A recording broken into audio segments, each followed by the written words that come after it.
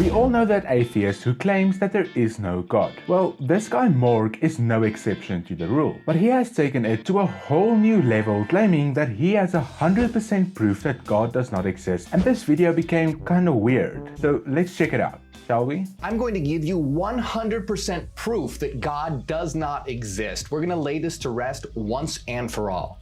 Now, is this even possible? Can you prove that God doesn't exist? No. It is not possible to prove that God does not exist. As many have pointed out, you cannot for instance prove that unicorns who poop rainbows don't exist. However, since no one has ever seen one in reality, we can assume that it's highly unlikely that one of them exists. A lot of people think it's not possible. Even many atheists think that it's impossible to prove that God doesn't exist, though they believe that it's highly unlikely that he does. So, is it possible? Yeah, it is. Yeah, it's definitely not possible. Wait, what? The truth is, it's actually pretty easy to prove that the God of the Bible doesn't exist. Okay, now I'm a bit skeptical. Also, things like these aren't usually pretty easy to prove, but nonetheless, let's hear what you have to say. The problem is that most people aren't smart enough to understand the proof. Yeah, we aren't smart enough. I don't have any degree at this moment, but even me, this stupid little human, can disprove what you're about to say in this video. So it's not that people aren't smart enough, it's that the proof doesn't make any sense.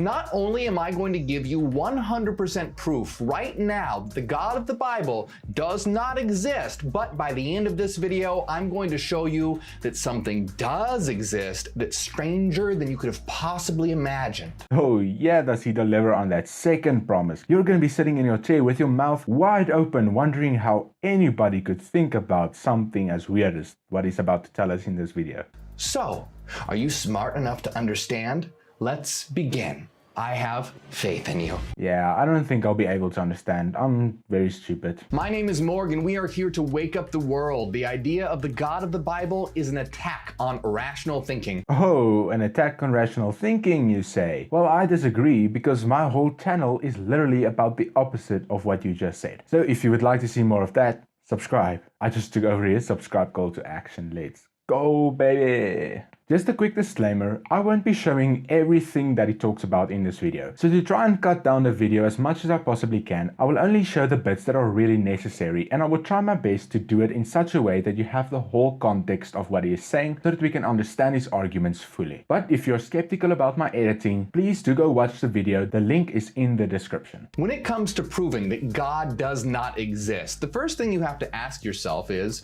do you know what a proof is? So here he talks a long time about what a proof and evidence is, and I'm not gonna show this whole thing. I will however say that he did a really good job at explaining all of this, and if you would like to see that, please do go watch the video. But let me give you a quick summary of what he said in this segment. First off, he said that a rational proof is different from convincing someone or providing them with empirical evidence. And the reason for this is basically that someone can be convinced of something that isn't real. For example, someone can be convinced that the sky is purple instead of blue. The reason rational proofs are different from empirical evidence is that empirical evidence only gives a probability. For instance, using the example he used, if we observe only white swans, we can make an assumption and say that swans are white. But that doesn't mean that our conclusion is 100% true. If only one black swan was found in reality, that means that our conclusion falls apart. This is exactly what I said when I was talking about the unicorns pooping rainbows at the beginning of this video. He then explains that a rational proof is a sequence of premises followed by a conclusion. Of course,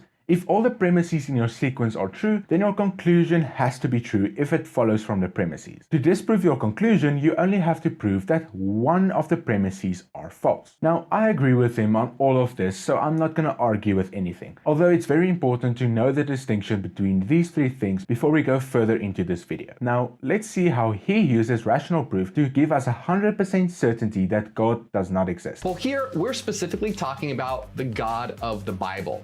Now, this God isn't just some abstract cosmic force. He has a personality and very specific attributes as laid out in the Bible. According to Orthodox Christianity, this God is all-powerful, all-knowing, and all-loving. That is indeed true. I do assign all of those characteristics to God. To prove that this God doesn't exist, all we have to do is prove that he is not one or more of these attributes. Yes, that's what we just said about rational proofs. If we can prove that God is not one of the three premises, then of course he does not exist. And this is easily done. All we have to do is point out that God allows people to go to hell. Oh, it's that simple. Now, dude, come on. This has been a debate for so long, and I feel like the Christians have debunked this so many times. But I shall do it once more, just for you. According to Orthodox Christianity, hell is the worst fate imaginable. It's an eternity of torture. So since God allows people to go to hell, this means either he is not all-loving, because no being of infinite love would allow souls to be tortured for all eternity.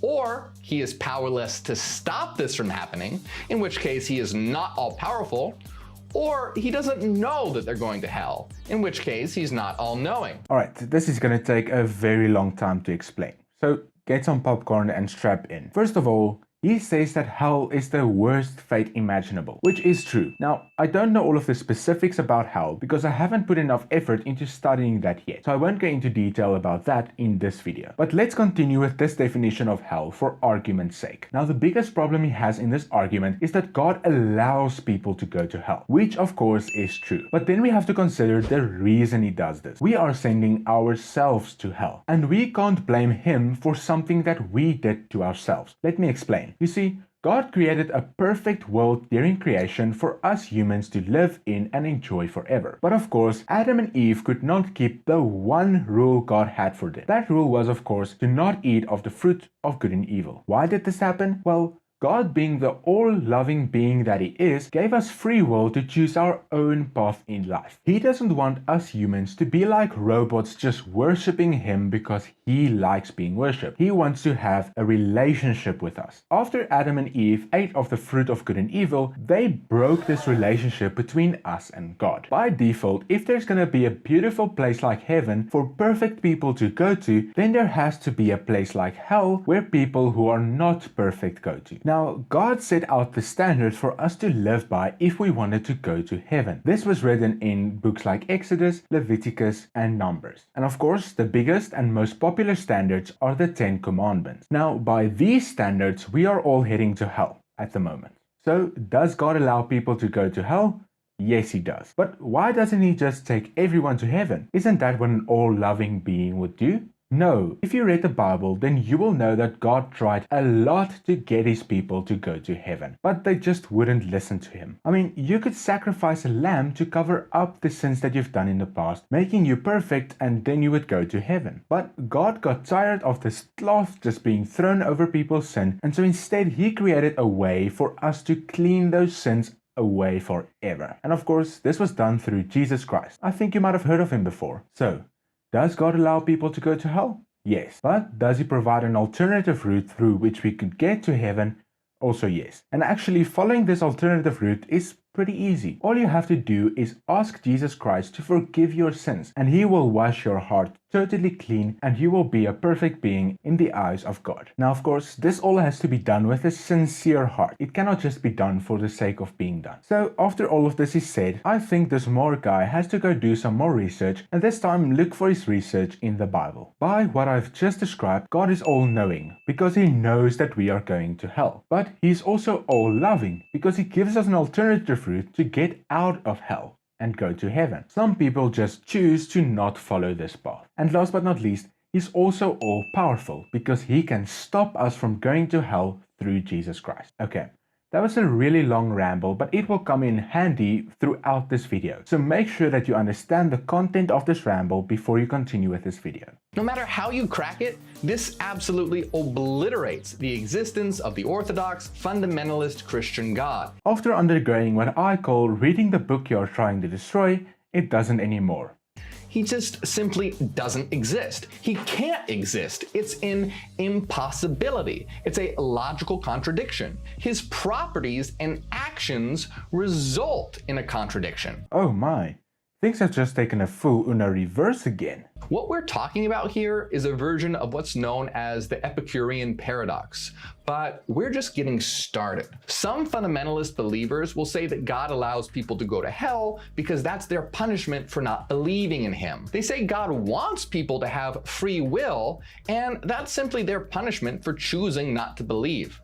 Now, how insane is this? This is beyond crazy for so many reasons. First of all, what kind of a maniac of a God gives someone free will, but then allows them to be tortured for eternity if they don't choose what God wants them to choose? How is that free will? Okay, so this is a thing that I dislike a lot and what I'm trying to fix with my YouTube channel. Christians, please stop saying that we are going to hell as a punishment for not believing in God. Rather say that we are going to hell as a punishment for sinning against God. There's a big difference there. It's a punishment for merely telling a white lie to your brother, not a punishment for not believing. Now, of course, as I've explained, the way to get out of hell is by believing, but that is rather the solution, not the problem. On the other hand, I also think that a lot of atheists make things like this up by taking Christians' words out of context. So if you're an atheist that does this, please stop. Anyway, let's move on with the rest of the video. Furthermore, it's not like hell is the only example that results in the nullification of the God of the Bible. In the story of Noah, God drowns the entire world population except for Noah and his family because he's unhappy with their choices. So what kind of all-loving God that apparently wants everyone to have free will drowns every living thing on earth because he doesn't like their choices? Now this begs the question, have you read the passage in the Bible? Did you ever read the verse where it says that God killed the people because they were wicked in their ways? This means that they were basically the civilization we had today. They were murderers, idolaters, adulterers. Basically, they did everything that God told them was a sin. They knew this was wrong in God's eyes, but they did it anyways. Now, don't be fooled by what this guy just said, because it grieved God's heart so much that he had to kill all of those people. But he knew by giving this flood to earth that would work out better for future generations. It's not like he was just out there cold-bloodedly killing people because he wanted to. It was not nice for me. He didn't enjoy it. If you've ever read like at least a summary of the Bible, you would know that God tried over and over and over again to get his people to believe in him and stop their wicked ways. But they just wouldn't listen to him. They didn't want to take his advice for getting to heaven. So no. This does not prove that God is not all-loving. In fact, it only proves that we as humans have huge egos and don't want to listen to someone who is more intelligent than us. By the way, I know you've heard the story of Noah's Ark over and over, so you become desensitized to it, so people don't really think about it. But come on, I mean, really give it some thought. God drowns everyone except Noah, his family, and the animals on some boat. Think about how many innocent lives would have been drowned. Children, babies, all the animals. Does that sound like an all-loving God? No, of course not. Wake up. I mean, you wouldn't do that. So how could an all-loving God do that? Yes, that is true, and you using our sympathy to get a point down is just weak, especially after you've just explained how rational proofs work. You just tried to convince us. You didn't give us any proof. So your convincing could be 100% false as well. Now also, the point has to be said that just because God killed people doesn't mean that he doesn't exist. It also does not mean that he doesn't love. I mean, the following questions could be asked as refutations. Could it be that the babies who haven't sinned yet go to heaven? Could it be that the innocent lives that did nothing to deserve the flood go to heaven? If the babies do go to heaven, then the following can be said. What if this baby grew up to be a man who sinned hardly against God in his wicked ways? He would then go to hell. So wouldn't it be more loving to kill the baby before he has sinned so that he goes to heaven instead of going to hell? I mean, we can talk about this topic for hours, but it just shows that there are two sides to this coin and you need to consider both sides. Also, the other point that has to be said is just because I wouldn't do something doesn't mean that that is the right thing to do. Let me give you an analogy. If my sister tells me that she's gonna go walk at 1 a.m. in the morning in a very dangerous area all alone and I don't do anything to stop her, but God does do something to stop her. By what you have said, you are implying that if God stops her from going into that dangerous area, area, then that would make him less loving, because I wouldn't stop her, and of course, I'm the standard of what all loving is. So what you've just said here is trying to convince us, not giving us any proof. So maybe you should go watch the part where you talked about rational proofs again in this video. Now the thing is that these are just a few examples. The Bible is riddled with contradiction after contradiction. The attributes and actions associated with the God of the Bible results in logical contradiction. This means his existence is impossible. Literally. This is not hyperbole. This is not exaggeration. It's not highly unlikely. It's literally impossible for this God to exist. I would argue that most of the times you're just making these inconsistencies up without giving them much thought. I mean, I'm going through a list of 700 inconsistencies in the Bible, and so far I haven't heard anything that's convincing. In fact, this God shares more in common with the definition of Satan than a loving God. Whoa, dude, you should be careful about what you're saying here. You are talking about stuff here that you obviously haven't researched properly. I mean, it's very obvious that so far you haven't read the Bible. We've established that one of the attributes of God is omnipotence. That is, being all-powerful. So according to fundamentalist Christianity, nothing is impossible for God. Nothing at all. So let's discover the omnipotence paradox. If God is all-powerful, can he create a stone that is so heavy that he can't lift it? Just before we continue, let's talk about omnipotence quickly. Remember how God created everything, including the laws of physics? Well, just like us, he cannot do something that is logically impossible in our physics. Now, he can very easily break these laws of physics and create new laws of physics which would allow something like this to happen. But before I get into more detail, let's let him finish. Well, if he can create it, then that means he's not all-powerful because he can't lift the stone. But if he can't create it, then he is also not all-powerful. Remember, fundamentalist Christianity says that nothing is impossible for God. Well, this is clearly impossible. First of all, you can only make the claim that God can do everything that is logically possible in this universe, even if it isn't possible for us. Now, can God create a stone that he cannot lift? Well, in our physics, no. He won't be able to. But God does not live in our physics, like we saw in the passage of Joshua, where he literally made the sun stand still for an entire day. So for you to try and limit God into this tiny little box where he cannot break the laws of physics is just not what the Bible teaches at all. Also, the answers you presented to this question are limited answers. It's like asking the question, have you stopped beating your wife yet? If you answer yes, then that means that you have beaten her before. If you said no, then that means you're still beating her. But there's a third answer to this question. The third answer is you haven't beaten her at all. Ever. So just like in your stone question, there's a third answer to this question. The third answer is God is not limited to our physics. Now, admittedly, this heavy stone example is really crude, but it's easy to understand. A more accurate question would be, if, given the axioms of Euclidean geometry, can God create a triangle with internal angles that do not add up to 180 degrees? Again, this is a flawed question, as the mere definition of a triangle indicates to us that the sum of its interior angles are 180 degrees. It's logically impossible to do what you're asking in this question in our laws of geometry. But again, God is not bound to these laws. He can easily break them and create new ones. So again, this question doesn't make any sense. Now, we could also come up with a similar but different question for non-Euclidean geometries, such as Riemannian geometries. But if this sounds a little too complicated, we can get even simpler by simply asking the question, could God make 2 + 2 = 5? Of course he can't. If it's not apparent to you why, just go back to the heavy stone example. While it is crude,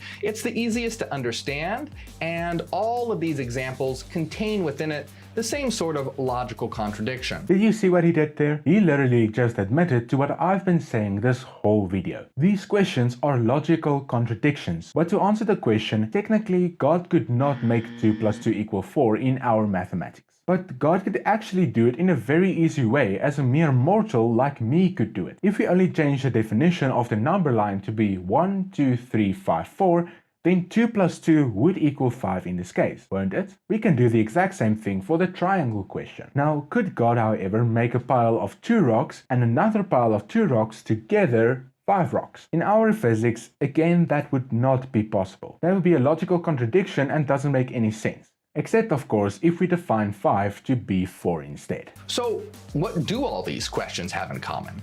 They are breaking the rules of reason, the rules of logic, the rules of mathematics. They simply aren't possible because these laws can't be broken. This results in some important consequences because even God cannot break these rational mathematical laws.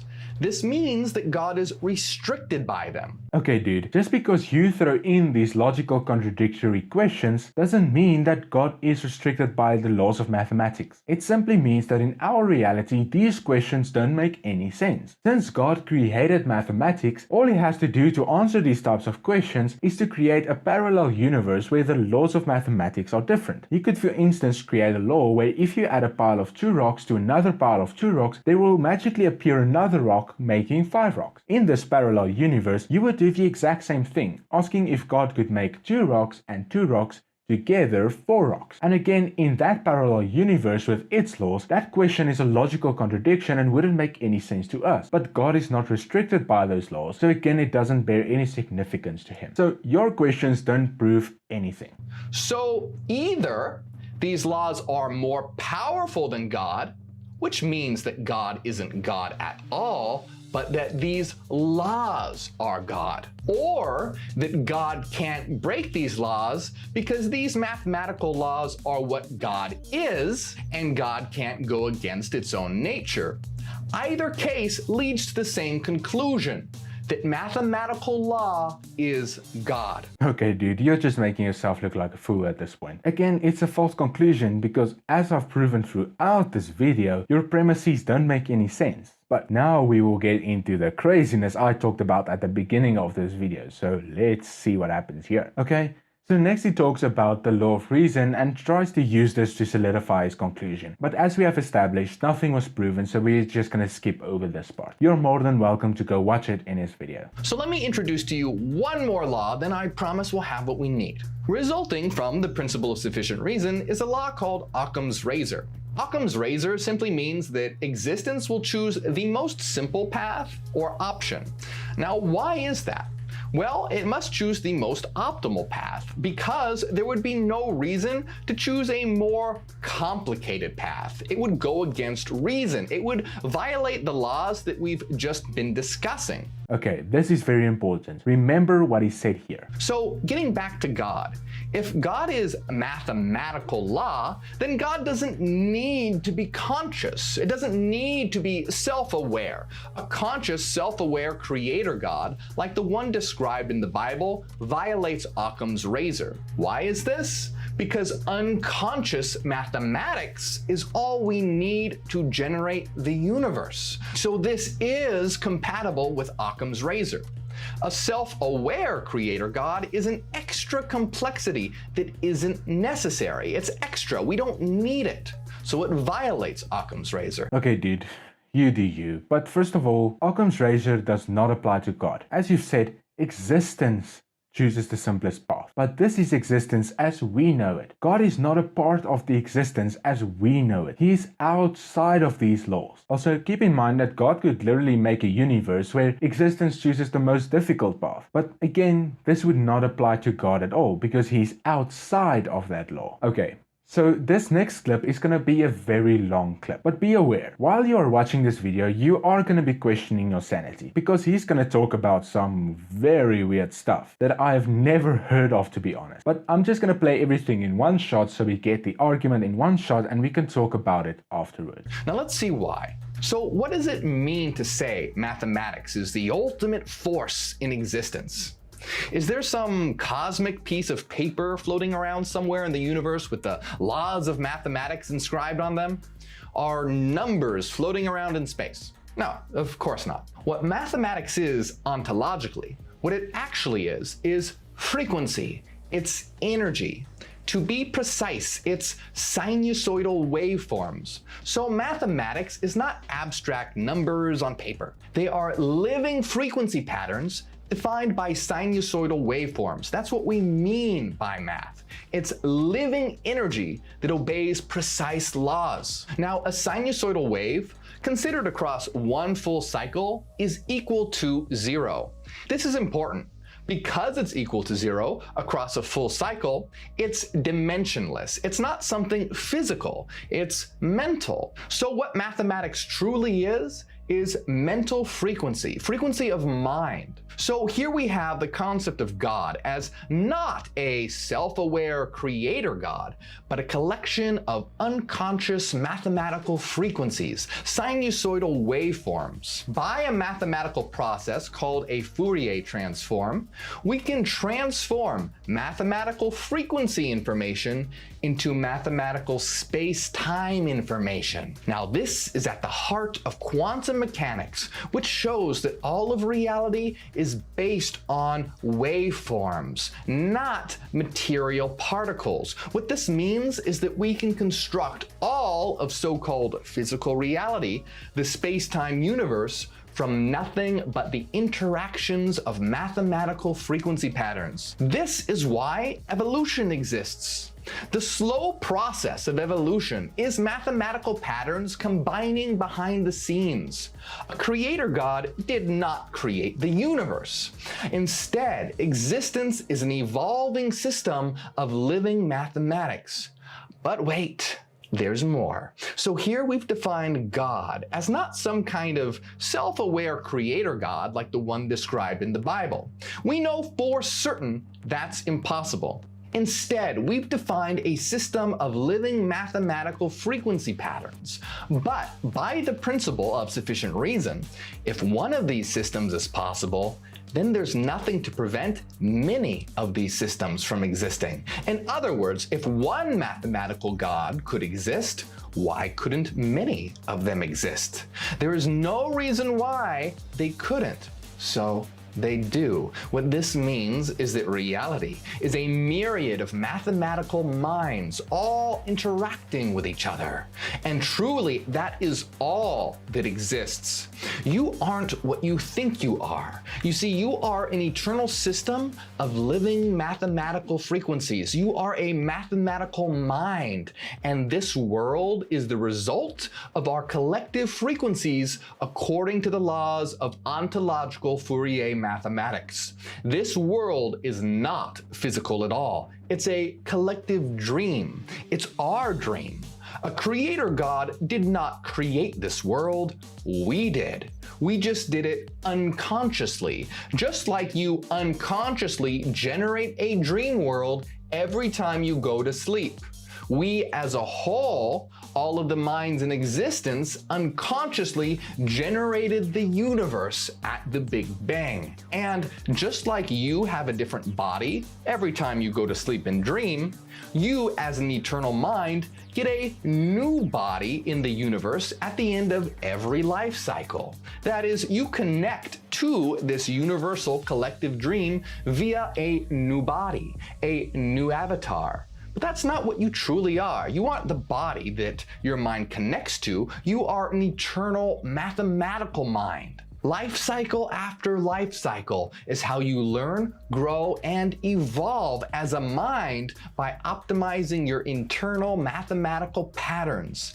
This means that you have the potential to become all-powerful through this evolution, to become a God. And all of us together have the potential to become God through our mathematical evolution. Okay, boys and girls, there you have it. God is not God. In fact, he doesn't even exist. But what does exist is mathematical law, an infinite amount of them. And we are the masterminds behind them. We are gods. Doesn't that remind you a little bit of Satan? Satan wants to be God, but unfortunately that position is already taken. And I really didn't think that I would have to conclude this, but you, my friend, have been officially deceived by Satan. Can we just take a step back and appreciate how crazy everything he said was? You want to tell me that it's more plausible to believe in an infinite amount of mathematical laws instead of one conscious God who's the creator of everything. You know, the problem this guy has is the same problem Satan has. He wants to be God himself. But since that position is already taken, he has to resort to his fantasy land where he can be God through mathematical law. I honestly cannot express to you how wide my mouth was open when I watched this video for the first time, as I'm sure yours was. I just couldn't believe everything he said. Now, before I end this video, I just want to talk about a small section in this video, and I hope that you also noticed it. Watch what he said here. But by the principle of sufficient reason, if one of these systems is possible, then there's nothing to prevent many of these systems from existing. In other words, if one mathematical God could exist, why couldn't many of them exist? Well, the reason many of them couldn't exist is by your own admission of Occam's razor. Making an infinite amount of mathematical laws is more complex than having one conscious God. Of course, only one mathematical law would be more simple than one conscious God, but anything more than that would be more complex than just having one conscious God. So, by your own admission, you've officially debunked yourself. I now officially declare you a walking contradiction. Okay, brothers and sisters, now you have your decades worth of insanity. I hope you enjoyed this video, and I hope you understand how nothing this guy said make any sense in terms of the Bible. Anyways, I need to go wash my brain before I get insanity myself. If you would like to learn more about God and the Bible, please click on the video on screen right now. Thank you all for watching this video, and I hope to see you in the next one. Cheers.